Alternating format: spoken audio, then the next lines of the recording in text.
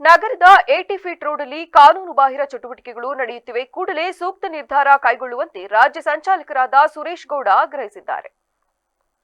ಸುದ್ದಿಗೋಷ್ಠಿಯಲ್ಲಿಂದು ಮಾತನಾಡಿದ ಅವರು 80 ಫೀಟ್ ರಸ್ತೆಯಲ್ಲಿ ಅಕ್ರಮವಾಗಿ ಗಾಂಜಾ ಸೇವನೆ ಅತಿ ಹೆಚ್ಚಾಗಿ ನಡೆಯುತ್ತಿದೆ.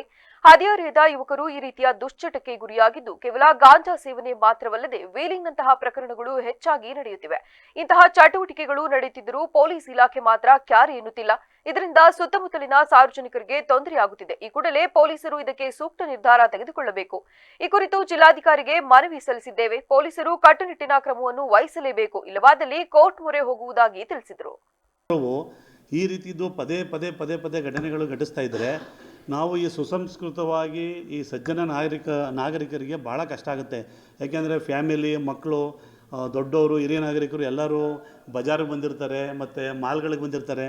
ಆ ಸುತ್ತಮುತ್ತ ಈ ಥರ ಕೆಲವು ಕುಡಿದು ಬೀದಿಲಿ ಗಲಾಟೆ ಮಾಡೋಂಥದ್ದು, ಗಾಂಜಾ ಹೊಡೆದು ಅಸಭ್ಯವಾಗಿ ಒರೆಸೋದು, ಕಾಲೇಜು ಸ್ಕೂಲ್ ಹತ್ರ ಬೈಕ್ ವೀಲಿಂಗ್ ಮಾಡ್ಕೊಂಡು ಪುಂಡಾಟಿಕೆ ನಡೆಸೋಂಥದ್ದು, ಈ ಥರದ್ದು ಎಲ್ಲ ಚಟುವಟಿಕೆಗಳನ್ನು ಪೊಲೀಸ್ ಇಲಾಖೆ ಆದಷ್ಟು ಕಟ್ಟುನಿಟ್ಟಿನ ಕ್ರಮ ತಗೊಂಡು ಇದನ್ನು ನಿಲ್ಲಿಸಬೇಕು. ಮತ್ತು ನಮ್ಮದು ಇನ್ನೊಂದು ಏನಪ್ಪ ಅಂತಂದರೆ, ಈ ಹಳ್ಳಿ ವ್ಯಾಜ್ಯಗಳು, ಈ ಸಣ್ಣ ಪುಟ್ಟ ಗಲಾಟೆಗಳಿಗೆ ಈ ಕಾಂಪ್ರಮೈಸ್ ಮಾಡ್ತಾರಲ್ಲ ಈ ಜನಪ್ರತಿನಿಧಿಗಳು ಅವರಿವರು, ಅಂಥದ್ದಕ್ಕೆ ಓಕೆ. ಬಟ್ ಇಂಥ ಕ್ರೈಮ್ ಹಿನ್ನೆಲೆ ಇರೋಂಥ ಇದಕ್ಕೆ ಈ ಜನಪ್ರತಿನಿಧಿಗಳು ಸಹ ಪೊಲೀಸರಿಗೆ ಮಧ್ಯಪ್ರವೇಶ ಮಾಡಬಾರ್ದು ಅನ್ನೋದು ನಾವು ಅವರಲ್ಲಿ ಮನವಿ ಮಾಡ್ತಾಯಿದ್ದೀವಿ.